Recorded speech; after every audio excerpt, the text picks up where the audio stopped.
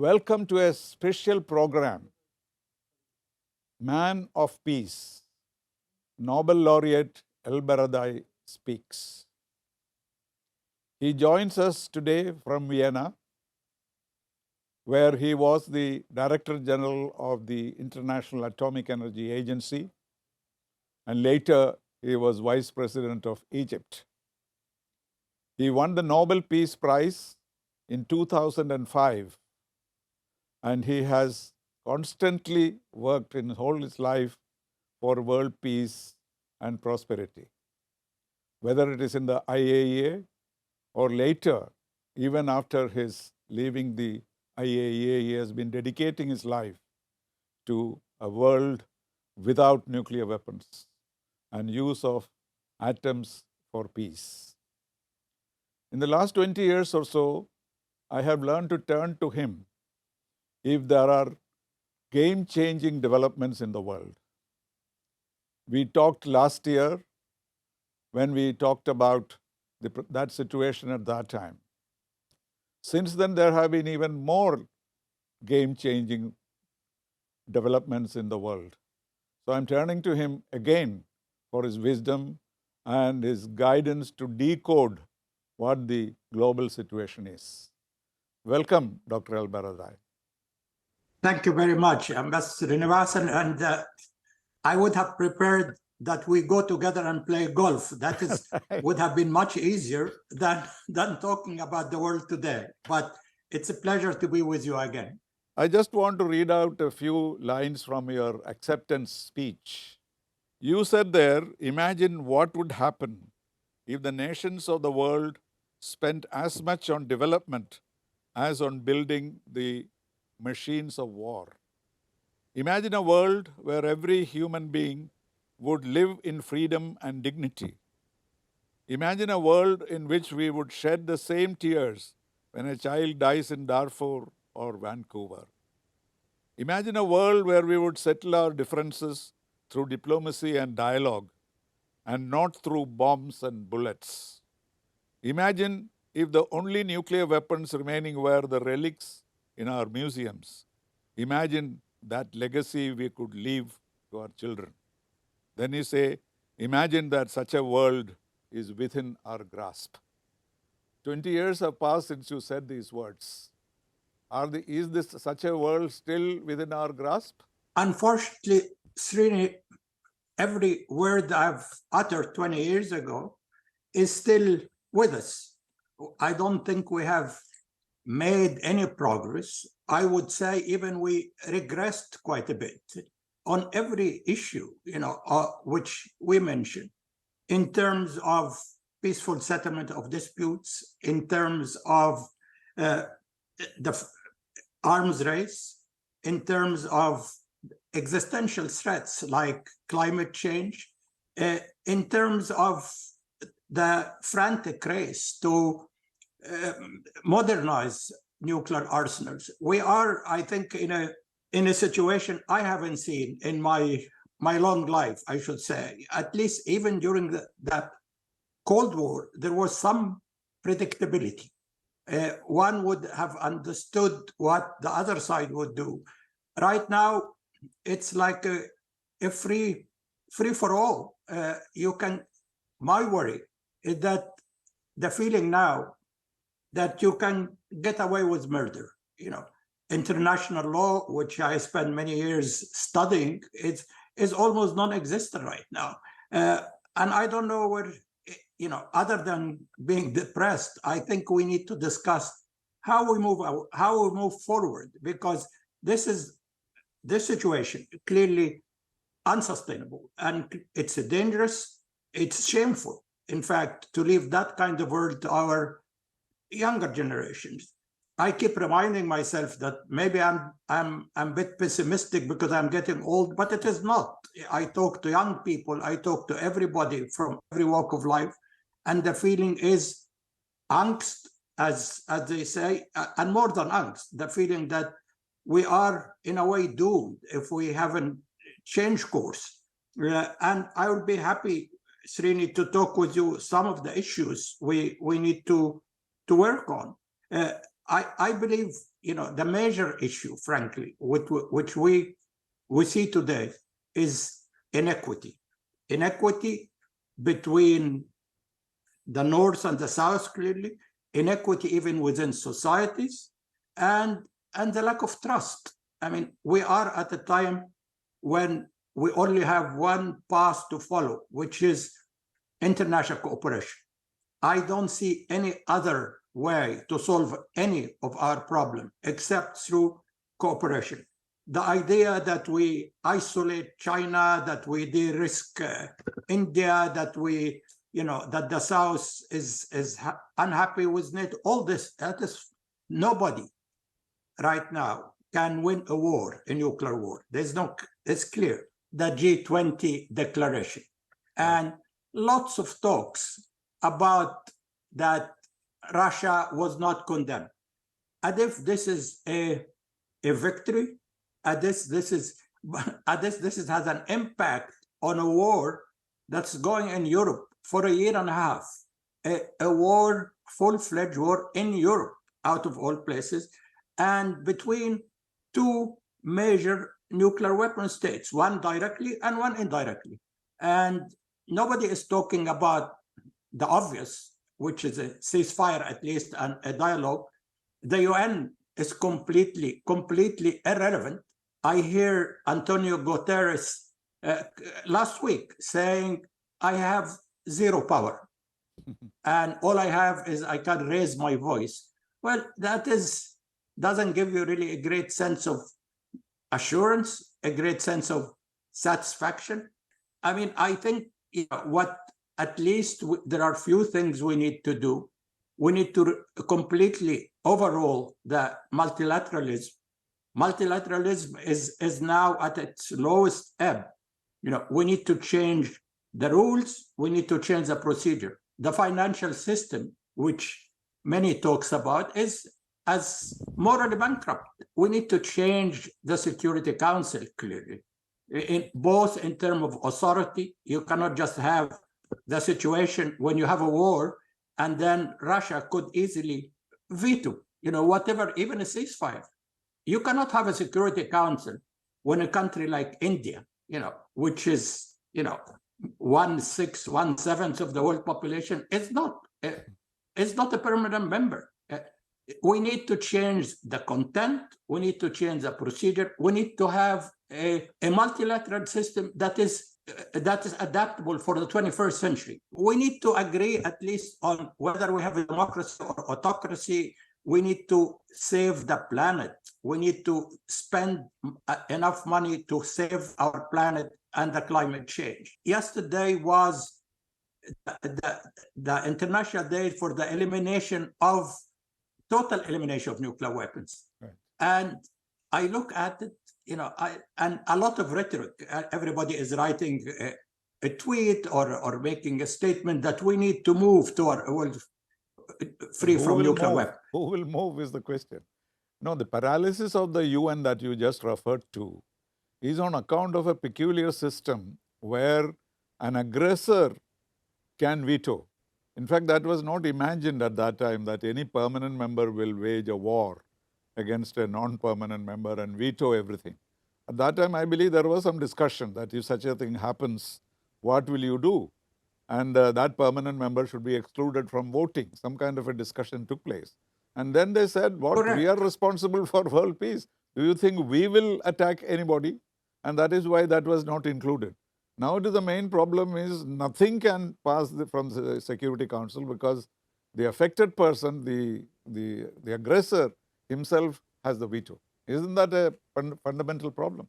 It is a fundamental problem. I mean, under the charter, if you are a party to a dispute, you cannot vote, but that is only with regard to Chapter 6 and not Chapter 7, which is basically when you have an armed conflict. Yeah. This is a major flaw.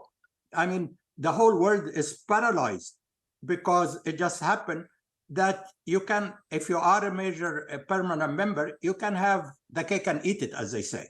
You can launch a war and you can block the Security Council. And if you have the Security Council is the only body responsible for the maintenance of international peace and security. when it comes to peace and security, it is the Security Council.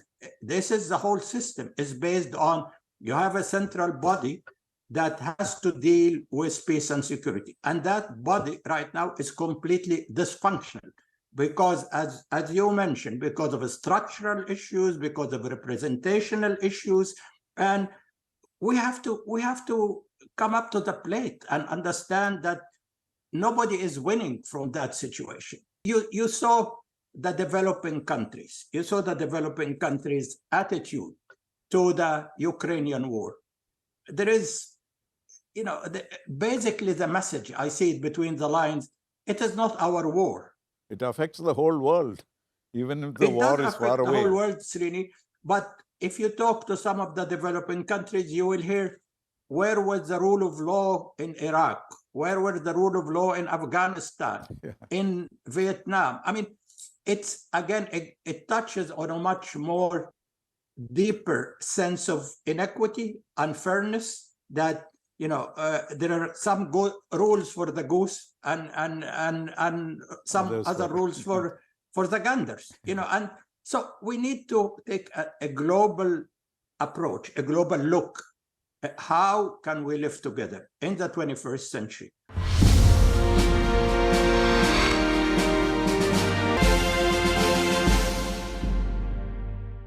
Mohammed, how do you see the G20 in Delhi? In fact, we tried to do that, bring the two sides together. We managed to get a consensus.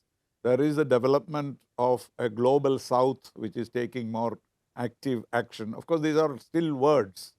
But is there any possibility of G20 acting like the Security Council? Because it's better represented, there is no veto, everybody is present, whoever is significant enough.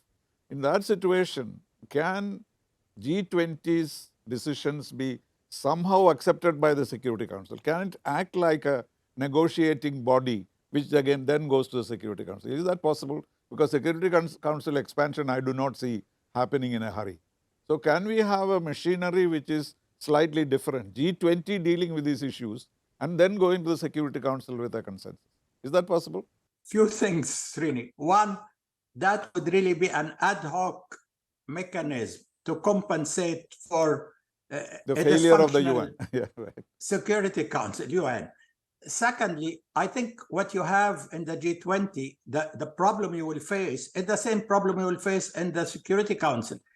You have to get China, Russia, and the US, I mean, at least this big, to agree on the way forward. And of course, you as a representative of the South, making sure also you have the entire South behind you, which is also require a lot of work. But it could be at least an ad hoc forum for getting us out of the mess we have, and then maybe it's much more relaxed. It's than the Security Council. It doesn't have the structure of the Security Council. But then make sure also, Srini, that the G20 is perceived by the South, that it represents really their interest, and it is not just the rich 20. African Union is a member now. That is something that... Yeah, but I know.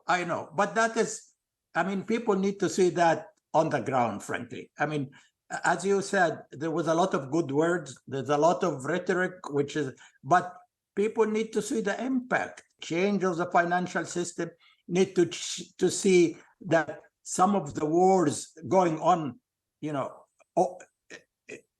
for no senseless wars in the Middle East, in Yemen, in Libya, in Iraq, in Syria, they need to see concrete action, and they need to see that this is the result of cooperation, responsible cooperation among the major powers. So I look, again, you are the G20 chairman right now. Right. I think you need to challenge the major power, which, as I said, China, Russia, and the US at least, and with each one has its own allies, to make sure, let us show the world that even when the UN is still dysfunctional, we can act responsibly, and we can act and choose some of the issues. As I said, when possibly you can have an agreement.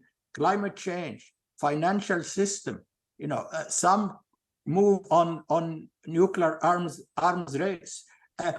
Create some forum for mediation on the Russian Ukraine war. This is, the people who are paying the price, other than the Ukrainian and the Russian, are all the developing countries where they cannot. The food is becoming short, expensive. So there is a lot you can do. I think, frankly, this is a historic opportunity for you, India, to show A, that you really care about the global order, B, that you're still committed to the Gandhi's principle of nonviolence, that C, you are ready to listen to both represent the South, but also ready to listen to the major powers. Well, and you even are a major Russia power and China are in the South now, aren't they? Even Russia and China are in the global South, they consider themselves to be. So in which case, it is quite possible that the West could also join a consensus of the South. That is probably the ideal situation, I think. We all live in the same planet, and we all need to save our planet and to save ourselves. Our priorities are different. Objectives sometimes are different, but I think we share the same objective, that we need to leave a world for our children that is safer, that is human dignity.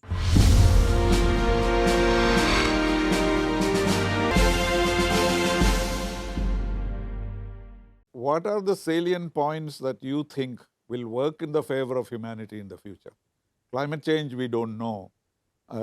Artificial intelligence, as you yourself said, is considered to be a threat. So what is it that, of course, UN expansion, Security Council expansion is one solution, but that is not going to happen. So where do you find this glimmer of hope for the world? I find a glimmer of hope in the young people, Srini, your children and my children, that do not share our views on many issues, that they would like to live in equity, in dignity, in peace. So I'm hoping that, of course, the law of nature, they will take over soon, but we have a responsibility to deliver to them a world that is sustainable. And speaking of the younger generation, I remember you also said in your speech that your children and my children are not wedded to any particular geographical, religious, or any kind of commitment. They see the world differently than we do. Is that a reality? Is it going to help because they are not narrow-minded nationalism or religion, etc.? We don't see in our children because they see the world as a free, the atmosphere to work. Is that the hope that you are speaking about? And I know about same with your children. They don't really care about color, race, religion, ethnicity. Exactly. For them, it is people. For them, it is friends. I see a lot, Srini, of discrimination. I see a lot of nationalism, and this is something I should say. I mean, what I see sometimes coming out of India is not really great. Secularism, the feeling that, equity is really a very important message, should go out from everywhere. We need to invest in education. We need to invest in people to be exposed. The social media, of course, has been helping a lot on that. I mean, everybody knows that what it looks like in the other side of the fence, and that's helping.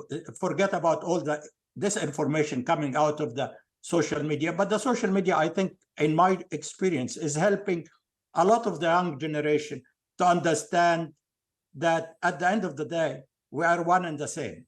No, absolutely zero difference. Still, we have terrorist problems. We have problems with, groups in Canada working against India, creating terrorist problems and, creating a kind of situation where bilateral relations have been affected between India and Canada. Do you have a comment to make on that? I hope that this whole issue of terrorism is dealt with in a more objective way. Of course, the due process should take precedent, but we need to, in addition to dealing with symptoms of terrorism, we need to deal with the causes of terrorism. We have a lot of terrorism in the Middle East, as you know, but we need to understand why this is happening. I hope this issue between India and Canada would be resolved in accordance with the law, in accordance with due process. And as I said, I don't really know the details, but it doesn't help us, to see two democracies, India and Canada, getting into this kind of situation. It doesn't help anybody. So that is a separate issue rather than the iniquity that we are talking about, isn't it? So yeah, the government of Canada has a responsibility to restrain it instead of saying that we cannot help because this is freedom of expression. I was very, in fact, proud to see how the Indians are providing the vehicle for development in Canada in many ways, right. And I hope to see that restored. Yeah. I hope to see that restored. I mean, one thing as I said, I always talk about, I always admire how the Indians are everywhere leading the charge, whether it's in the technology, whether it's the US, wherever you go, there is a clever Indian doing something constructive. And I hope that will continue, Srini. Thank you very much, Mohammed, for this conversation, for taking off your time. Thank you very much, Srini, for having me. Thanks. Thank you. All the very best. That brings us to the conclusion of the special program, Man of Peace, Nobel laureate ElBaradei Speaks. We dealt with a number of international issues and came to the conclusion that we have much more to do, all regions. And he particularly stressed the role of India in dealing with many issues in the world. Thank you for watching the special program. Bye-bye. మీకు మా video నచ్చినట్లయితే please like, share and subscribe.